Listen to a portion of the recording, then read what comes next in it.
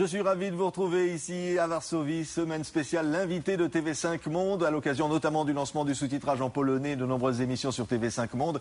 Et avec notre invité, donc aujourd'hui Marek Bejlin. Merci Marek d'être avec nous. Vous êtes l'une des grandes plumes de la presse polonaise. Gazeta Wyborcza, c'est le grand quotidien ici.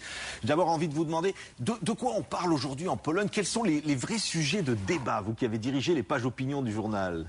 Je viens de diriger. Oui. Et là, maintenant, je sais écrit deux grands sujets de débat. C'est, comme vous voyez dans le journal, c'est l'international. On va le voir, voilà, je vous le montre. C'est la Libye aujourd'hui, à la une, oui. Et l'hiver des peuples dans cette région, en général. Deuxième question, c'est la réforme des retraites qui anime le public et qui anime aussi les gens de politique et les économistes.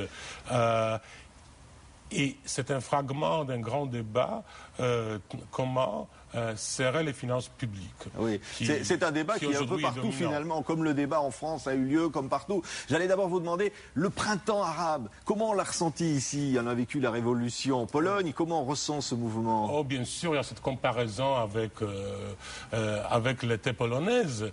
Cela veut dire avec solidarité et avec révolte du peuple polonais contre le communisme.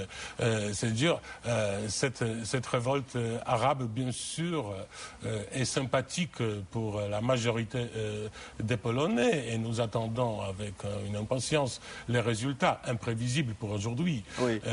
On espère que ça se passera là-bas comme ça s'est passé ici, quelque part. On voudrait servir d'exemple. On ne sait pas. Nous savons déjà qu'on ne peut rien dire sur l'avenir. Hein. C'est une des leçons.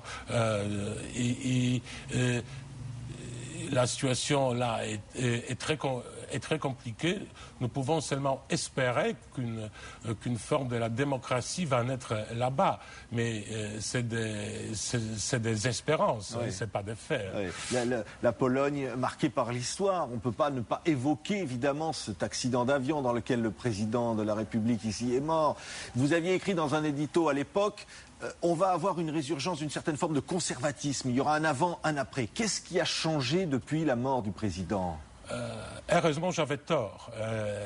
Mais il y a deux tendances. Ça veut dire radicalisation d'un courant conservateur en Pologne qui devient de plus en plus fermé, anti-européen et accuse le gouvernement d'être les traîtres ou non polonais.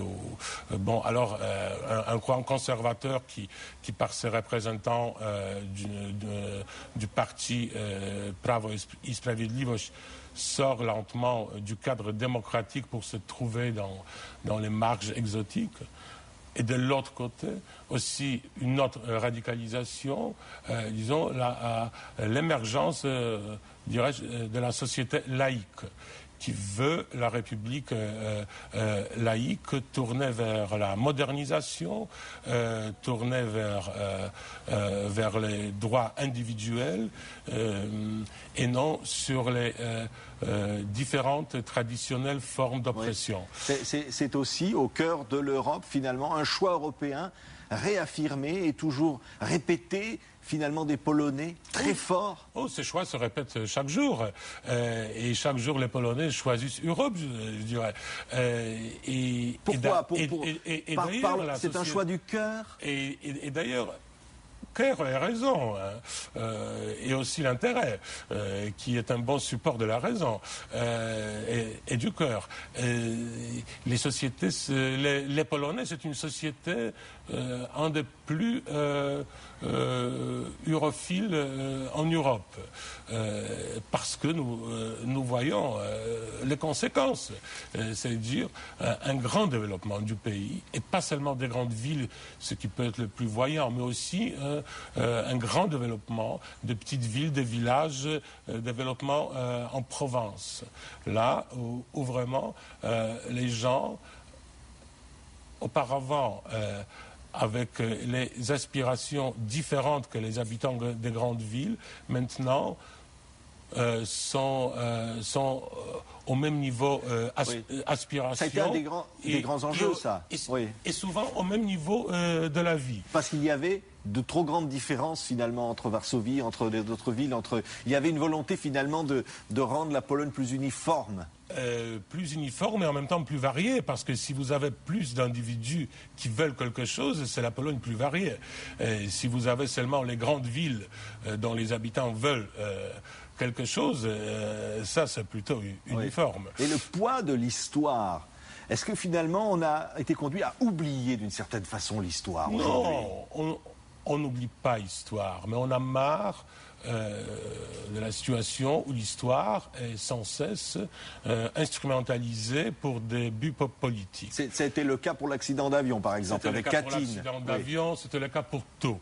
C'était le cas pour débattre l'histoire du communisme, c'était le cas pour débattre l'histoire du 19e siècle. Partout là, l'histoire est surtout utilisée comme un matériel pour la politique. Et bien sûr, ça provoque un détour de l'histoire, parce que les gens normands ne peuvent pas supporter cela. Oui. C'est ennuyant. C'est de là que vient cette volonté de modernisation. Enfin, tous les hommes politiques parlent ici de la volonté, de la nécessité de la modernisation.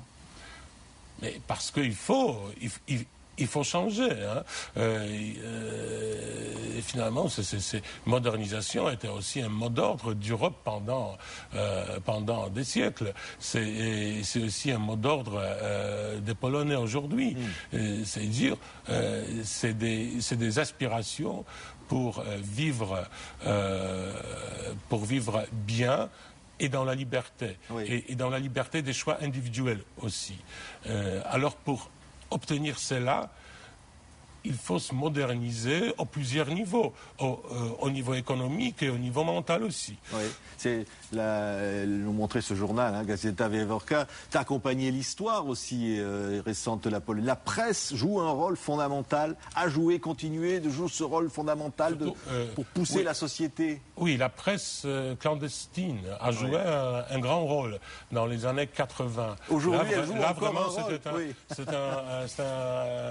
une institution clé de la société civile souterraine. Aujourd'hui encore. Et aujourd'hui, bien sûr, la presse joue un grand rôle, mais de plus en plus, comme d'ailleurs partout en Europe, élitiste. C'est-à-dire, le grand public, c'est la télé, c'est l'Internet, de plus en plus. La presse, c'est de l'autre côté, de plus en plus, des débats sérieux.